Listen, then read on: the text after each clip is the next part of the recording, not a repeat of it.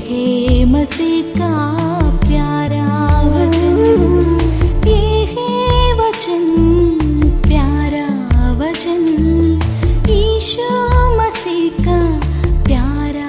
परमेश्वर के धन्य नाम की महिमा हो। प्रभात मनन के सत्र 1814 में आप सभी का बहुत ही विनम्रता के साथ स्वागत करता हूँ। आइए आज के मनन के लिए हम पढ़ते हैं इब्रानी अध्याय 3 पद 13। वरन जिस दिन तक आज का दिन कहा जाता है, हर दिन एक दूसरे को समझाते रहो, ऐसा ना हो कि तुम में से कोई जन पाप के छल में आकर कठोर हो जाए। चाय की दुकानों में आप देखते होंगे कैसे वे लोग कोयले को चूल्हे में डालकर जलाते हैं। कोयले के कई टुकड़ाए एक साथ उसमें जलाए जाते हैं, परंतु उसमें से कोई एक टुकड़ा यदि बाहर किया जाए तो वो टुकड़ा ज्यादा देर तक जलता हुआ नहीं रहेगा, वो बुझ जाएगा। परंतु उसे पुनः अन्य जलने वाले कोयले के साथ रखे तो वो फिर से जलने लगेगा। ये मसीही जीवन में संगति का महत्व को समझाने वाला एक उत्तम दृष्टांत है। उद्धार पाए हुओं को प्रभु स्थानीय कलीसियाओं में इसलिए शामिल कराता है ताकि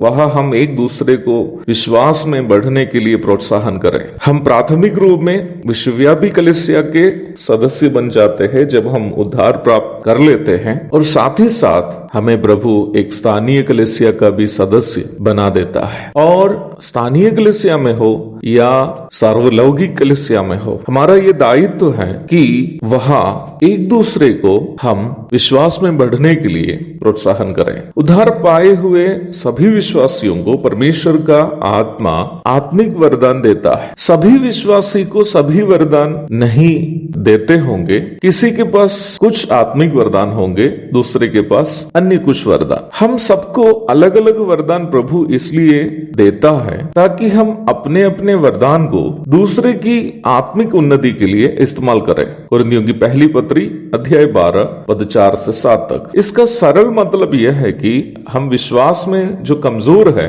उनको विश्वास में मजबूत करने के लिए अपना आत्मिक वरदान का इस्तेमाल करें। प्रारंभ में पढ़ी गई पद में बताया गया एक दूसरे को समझाते रहने का एक अर्थ यही है। इसका अन्य कई अर्थ भी है। उदाहरण के लिए, अगर हमारे सह विश्वासियों में से कोई जरूरतमंद हो और आपके पास क्षमता हो कि उसकी मदद करे, तो अवश्य उनकी मदद करनी है। अवश्य याद रखनी है प्यारो कि मसीह में जो भाई बहन हैं हमारे, उनमें जरूरतमंदों की मदद करनी एक विकल्प नहीं है, बल्कि एक विश्वासी के रूप में हमारा दायित्व है। गलाती अध्याय 6 पद 9 और 10, रोमी अध्याय 12 पद 13। वैसे ही कलीसिया में जो गरीब और समाज के निचली भूमिकाओं में से आए हुए लोगों के साथ नियमित रूप में सहभागिता रखनी भी मसीही संगति का उत्तम प्रकटीकरण और मसीही विश्वासी के रूप में हमारा दायित्व भी है। रोमी अध्याय 12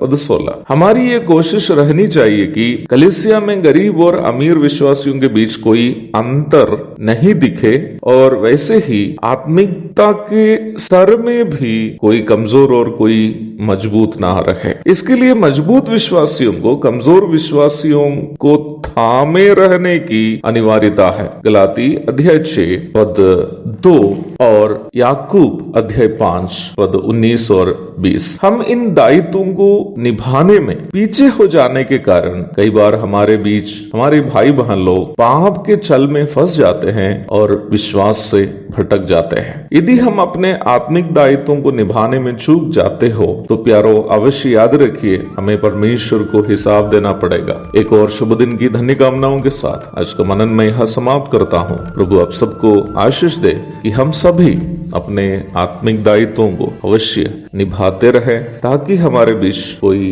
विश्वास में कमजोर ना हो जाए। प्रभु के धन्य नाम की महिमा हो। आमीन।